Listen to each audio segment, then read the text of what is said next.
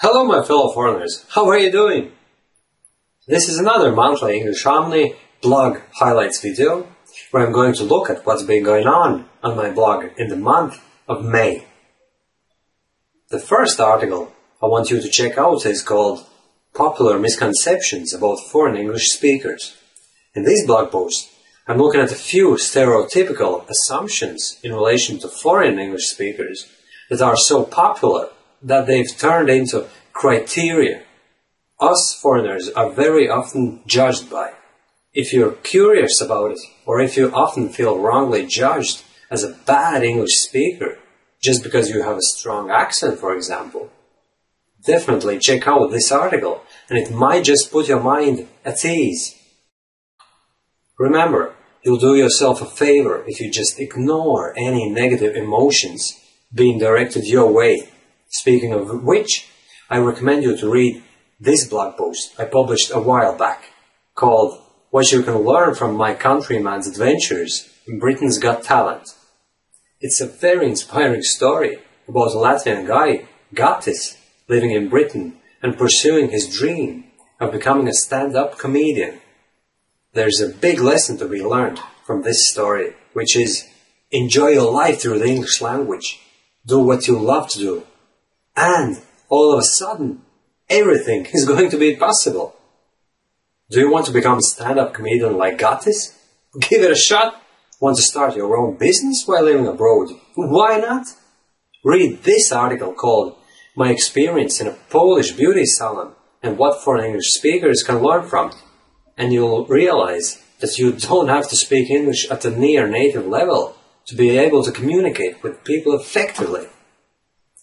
The most important ingredient of a success formula as a foreign English speaker is confidence. And if you possess that trait of character, living in an English-speaking society becomes so much more easier, believe me.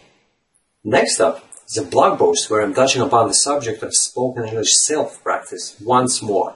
And it's called Speaking with Yourself Isn't as Different from Speaking with Others as You Might Have Thought. And you should definitely read this article if you've been toying with the idea of speaking English with yourself for a while, but you still can't pluck up the courage and start doing it, because you feel it's something strange and would make you look incredibly stupid if someone else caught you doing it. Also, if you believe spoken English self-practice is a waste of time, because in real-life English conversations everything happens differently, definitely read this article and you may just change your mind. Not that I want to influence your opinion by all means possible, it's just that I know for a fact that your English fluency is going to experience a rapid improvement if you start engaging into regular self-practice sessions. Yes, it may go against the conventional wisdom of the English language learning, but then again, a lot of things we've been taken at face value are actually wrong, and the English learning and improving area is no different. Let's take, for example, an approach many English teaching professionals will advocate for: listening to English audios as the most effective way of learning the language. I warmly suggest you read the following article I published in May, My Honest Opinion on Developing English Listening Skills. Read it, and you'll realize that the conventional approach is often wrong. And the last blog post I encourage you to read is called 3 Killer Tips on How to Write in English Like a Native Speaker. While the main focus of my English Harmony blog and my YouTube channel is development of spoken English and fluency, as you can imagine, I spend an awful lot of time creating written content in English. While I'm far from being a perfect writer, I have a few tips and tricks up my sleeve, which I share with my audience in this blog post. And believe me, creating a piece of good quality English writing which reads as if written by a native English speaker is actually much easier than you may think. Alright, that's all for this month's highlights. I hope you'll enjoy reading these articles, and I would also love to receive your comments to this video.